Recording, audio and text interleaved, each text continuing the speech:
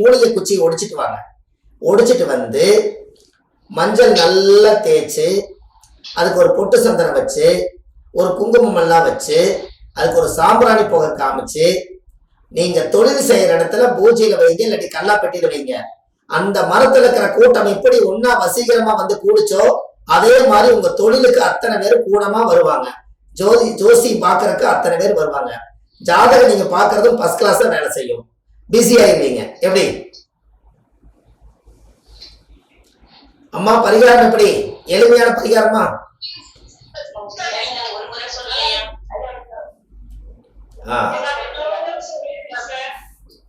இன்னொரு முறை சொல்லணுமாமா? இன்னொரு முறை சொல்றதா? ஓகே ஓகே, இன்னொரு முறை சொல்றேன். அதாவது ஆலமரம், அரச மரம், அத்தி மரம், இந்த 3 மரத்துல ஏதாவது பறவைகள் கண்டிப்பா இருப்பாங்க. அந்த பறவைகள் எல்லாம் கண்டிப்பா இருக்கிறதுனால அந்த பறவைகள் எல்லாம் ஒன்னா சேர்ந்து அதுகளுடைய தாய் பிள்ளைகள்லாம் வந்து சேர்ந்துருவாங்க. அதுல ஒரு குஞ்சு வரலைனாலும் அது தீனி இறை எடுத்துட்டு சோகமத்தா உட்காந்துருக்கு. அதனால எல்லாரும் வருவாங்க. அப்ப அந்த மரத்துக்கு ஒரு சக்தி இருக்கா? அந்த மரத்துக்கு மட்டும் ஒரு பவர், ஈர்ப்பு சக்தி இருக்குது. அங்கதான் எல்லா ஆத்மாக்களையும் வர வைக்குது அந்த சக்தி, அந்த மரம். அது ஒரு புண்ணியம் பண்ண மரமா போச்சு. பெரிய சித்தர்கள், முனிவர்கள், ரிஷிமார்கள், யோகிகள் எல்லாம் இந்த பறவைகள் எல்லாம் யாருன்னு கேட்டீங்கன்னா நம்மளை போல மனிதர்கள் தான். போன பிறவியில அவங்க ஏதோ ஒரு பறவையுடைய தவம் வாங்கினதுனாலதான் அந்த ஆத்மாக்கள் எல்லாம் பறவையா இருக்காங்க. அப்ப அங்க இத்தனை குருவிகளும் அது முன்னோர்களுடைய ஆத்மா தான். அவங்க எல்லாம் ஒரு மரத்துல தங்கியிருக்காங்க. அந்த மரத்துல போய் உங்களோட பிறந்த திதி எது வருகிறதோ அந்த திதி அன்னைக்கு போய் கிழக்க பார்த்த செடியா இருக்கணும், கிழக்க பார்த்த மூலிகை தலையா இருக்கணும். பாத்துக்கோங்க, நீங்க நல்லா யோசிக்கணும். சூரிய ஒளி எங்க படும்? கிழக்க உதிக்கும். அப்ப கிழக்க பார்த்து வாதுல ஒரு குச்சிய ஒடிக்கணும், தலையோட ஒடிச்சிட்டு வாங்க. எந்த மரம்? ஆலமரம், அரச மரம், அத்தி மரம். இந்த அத்தி மரம் ஏன் இதை சொல்றேன் அப்படின்னா, அத்திப்பழம்ங்கிறது சாமியை பாலாலயம் பண்ணும் போது இத்தனை 400-500 வருஷமா பூஜை பண்ணின சக்தி எல்லாம் அத்தி கட்டையில தான் இறக்கி வச்சு பாலாலயம் பண்ணுவாங்க. உங்களுக்கு தெரியும் இல்லையா? கும்பாசயம் பண்ணும் போது. அப்போ அந்த அத்தி மரத்துல இருந்து அரச மரம், ஆலமரம். அதனாலதான் ஆள் போல் தலைச்சு அருகபோல் வேறுன்றின்னு சொன்னாங்க. அதனால அரசன் என்பது அரசனா வாழ்வாராம். இந்த 3 மரமே ரொம்ப ரொம்ப ராஜ தந்திரமான மரம், ராஜ மூலிகை.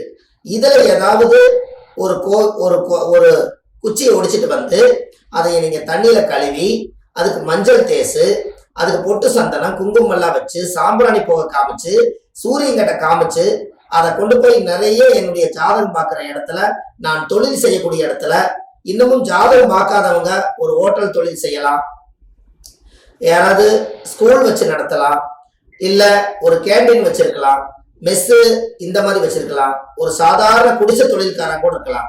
யாரு வேணாலும் இதை வச்சு கும்பிட்டாங்கன்னா அந்த ஈர்ப்பு சக்தி அந்த மூலிகைக்கு இருக்கிறதுனால நீங்க எப்போ பார்க்குற ரெகுலரா வர்றதை விட 10 பேர் சேர்ந்து வருவாங்க. இந்த மூலிகை பிரமாதமா பயன்படுத்துங்க. உங்க வாழ்க்கையில அடுத்த லெவலுக்கு வந்துடுவீங்க. எப்படிங்கம்மா?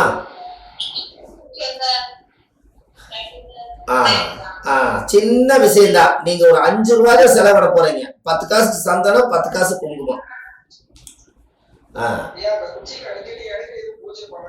இல்ல பூஜை நீங்க அதான் இந்த சாம்பிராணி புகையெல்லாம் காமிக்கிறீங்க டெய்லி. அதுக்கு 10 நீங்க தொழில் செய்யற இடத்துல சாமி படம் ஏதாவது வச்சிருப்பீங்க.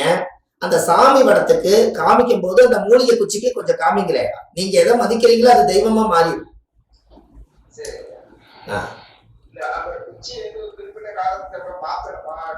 ஆமா ஆமா, ஒரு வருஷம் வைங்க, அப்புறம் நதியில விட்டுருங்க.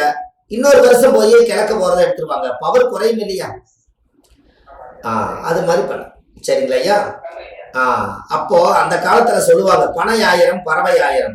பறவை கொல்லாம இருந்தா அதுக்கு ஆயுள் ஆண்டவன் ரொம்ப எச்சா கொடுத்துக்கிறானா. அதனால பறவை 1000 பனை 1000 பறவை 1000. பனைமரத்தை அறுக்காம இருந்தீங்கன்னா 1000 வருஷம் உயிரோட வாழுமா. பறவை கொல்லாம இருந்தீங்கன்னா மூலிகை தான் சாப்பிடுது, நோய் இல்லாம வாழுமா.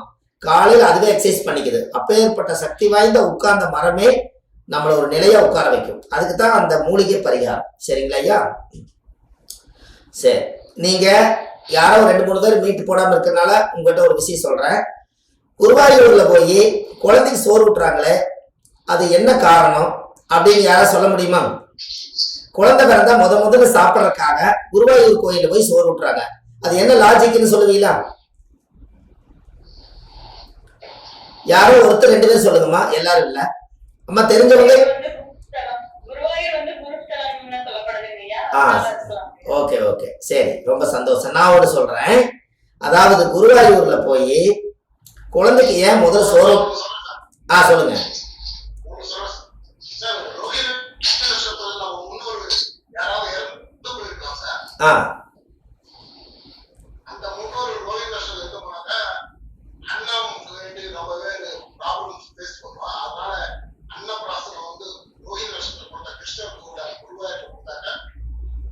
சரிங்க, ரொம்ப சந்தோஷம். ஐயாவுக்கு தெரிஞ்ச கருத்து, அருமையான கருத்து, நல்லா சொன்னார். அதாவது ஐயா என்ன சொல்றாருன்னா, அந்த ரோகிணி நட்சத்திர கிருஷ்ணருடைய அவதாரத்துல தான் அந்த ஒரு பவர் நடந்திருக்குதுன்னு சொல்றாங்க. இப்போ உங்களுக்கு ஒரு விஷயம் சொல்றேன். ஒரு குழந்தை பிறந்தா இந்த குழந்தையை கொண்டு போய் நீங்க குருவாயூர்ல சோறு ஊட்டுறதுக்கு காரணம் என்னன்னு கேட்டீங்கன்னா, முதல்ல அந்த குழந்தைக்கு அன்னத்தை எடுத்து குருவாயூர்ல கொண்டு போய் நைவேத்தியம் பண்ணி படைச்சிட்டு அந்த குழந்தைக்கு சோறு ஊட்டினீங்கன்னா அந்த குழந்தைக்கு ஆயுள் காலத்து வரைக்கும் ஜீரண கோளாறு வராது. எப்படி புரியுதுங்களாமா? ஜீரண கோளாறு வராது. ஏன் அப்படி?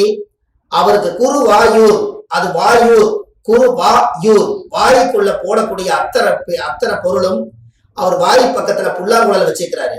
அவர் ஊதுல எங்கேயும் தடை இல்லாம நீங்க ஊற்ற சாப்பாடு குடல் வழியா வர்றதுல எங்கேயும் அடப்பாகாம நேரா ஜீரணமாயி நம்மளுக்கு மோசன் வழியா வந்துடும். அந்த குழந்தைக்கு எங்கேயும் போய் அடப்பாகாது. அதனாலதான் அது குரு வாயூர்னு வச்சிருக்கிறாங்க. வாயில ஊட்டக்கூடிய அத்தனை பொருள்களும் ஜீரணமாயி மோசன் வழியில வந்துருமா.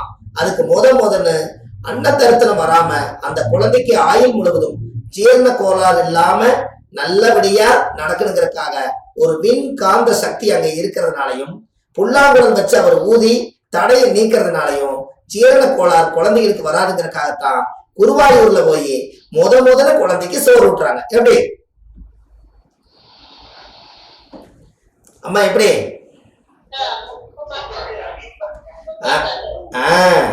நீங்க சூப்பர்னு சொன்னோடனே நான் இன்னொரு பரிகாரம் தரும் பாருங்க. அப்போ குருவாயூர்ல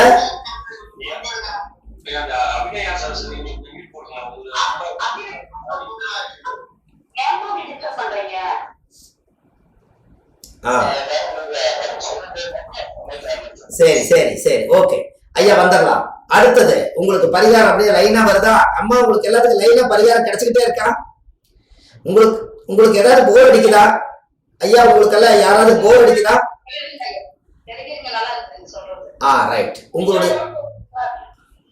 உங்களுடைய மனம் சந்தோஷமா இருக்கணுங்கிறதுக்காக இன்னைக்கு அம்மா இந்த ஒரு பெரிய ஒரு விஷயத்த இன்னைக்கு உத்தரவு கொடுத்துருக்காங்க. அதனால உங்களுக்கு ஒரு பெரிய ஒரு வரப்பிரசாதம்.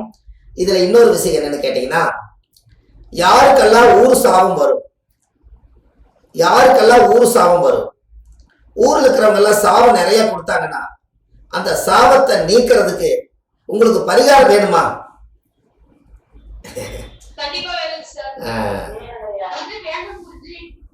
சந்தோஷம். உங்களுக்கு கொடுக்குற பாருங்க. யாருடைய ஜாதகத்தில எல்லாம் சனி செவ்வாய் சேர்க்கை இருக்குதோ அவங்களுக்கு போன பிறவியிலையும் இந்த பிறவியிலையும் ஊர் சாபம் அந்த குடும்பத்துல வரும். சனியும் செவ்வாயும் யாருடைய ஜாதகத்தில எல்லாம் சேர்ந்திருக்குதோ அவங்களுக்கு ஊர் சாபம் வரும். அப்போ அவங்களுக்கு ஊர் சாபம் வந்தா மனுஷன் பல்லு விஷம். இந்த சாபத்தால ஜாதகத்துல கிரகங்கள் சிலதால இயங்காம அந்த ஊர் சாபத்தினால அவர் ரொம்ப தாழ்மை அடைஞ்சு போயிடுவார். அதுக்கு ஒரு பரிகாரம் உங்களுக்கு சொல்றேன், நீங்க எழுதி வச்சுக்கோங்க. அந்த காலத்துல ஊர் சாபம் வர்றதுக்கு சண்டையே இல்லைனாலும் கூட ஊர் சாபம் எப்படி வருந்துறீங்களா? ஊருக்கே ஒரு கிணறு தான் இருக்கும். எல்லாரும் அதுல போய்தான் சேர்ந்து தண்ணி எடுத்துட்டு வருவாங்க. கோபதாபத்துல அந்த கிணறு ஒருத்தர் மூடிடுவாரு, ஊரே சாபம் விடும். சண்டால இத்தனை பேர் தவிச்ச வயது தண்ணி குடிச்சோம், இன்னைக்கு இப்படி கொண்டு போய் இன்னைக்கு கிணத்த மூடி போட்டாரு, இனி இவரெல்லாம் நல்லா இருப்பாரா இப்படின்னு அவங்க சாபம் கொடுத்தா அந்த குடும்பத்துல பிறந்த ரத்த உறவுகளுக்கு கூட சாபம் வருமா. அப்போ இந்த பொதுவான மனிதர்கள், ஆதரவற்றவங்க, அனாதியா இருக்கிறவங்கள அடிச்சு போடுறதும், மனநல பாதிக்கப்படுறவங்கள அடிக்கிறதும், இதெல்லாம் ஊரே சேர்ந்து அப்பாவே அடிச்சு போட்டேன்னு ஊரே சாபம் கொடுக்குமா. இந்த மாதிரி ஒரு ஊர் சாபத்துக்கு உங்களுக்கு ஒரு அருமையான பரிகாரம் வேணுமா?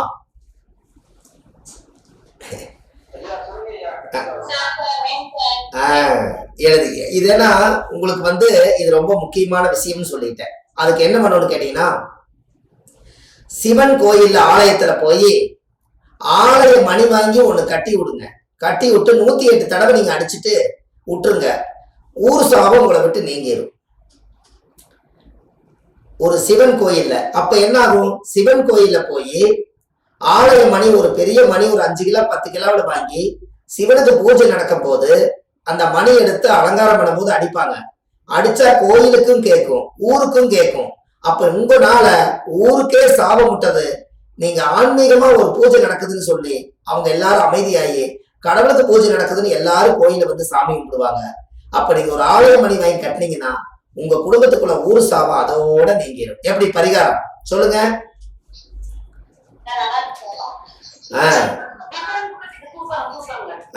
அப்ப நீங்க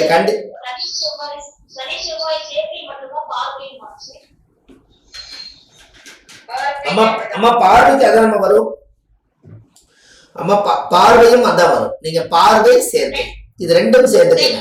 ஆனா ஒரு சில பேருக்கு சனி 3, 4, 7, 10 தான் பார்வை. அங்கெல்லாம் செவ்வாய் இருக்கும். அப்ப சனி செவ்வாய் சனி பார்க்குதல்ல, இவங்களுக்கும் அது ஒரு சாபம் இருக்கும். சனி 3, 7, 10 சனி இருக்கிறடா இந்த 4 இடத்துலயுமே செவ்வாய் சம்பந்தப்பட்டால் அவங்களுக்கு ஊர் சாபம். அந்த குடும்பத்துல முன்னோர்கள் அந்த காலத்துல மண்ணவாரி தூத்துறது, மாறில் அடிக்கிறது, கோயில் குளத்தில் விழுகிறது, இந்த சாப சக்திகள் எல்லாம் அந்த வம்சத்துல வருமா.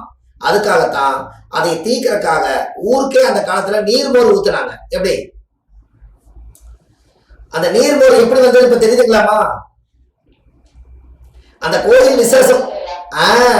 நீங்க எல்லாம் ஊர் சாபம் வாங்கியிருந்தா ஒரு நாள் நீர்மோர் பந்தல் போட்டு ஒரு 10 கிலோ 20 கிலோ தயிரை மோரா மாத்தி அந்த ஊரே ஒரு டம்ளர் குடிக்கிற மாதிரி நாசூக்கா புண்ணியத்தையும் தேடிட்டு சாபத்தை விமோச்சனம் பண்ணி கோயிலையும் ஜாமி கும்பிட்டு வந்துட்டீங்கன்னா உங்களுக்கு இந்த நீர் மோராலேயே எல்லா தோசை நீங்கும். எப்படி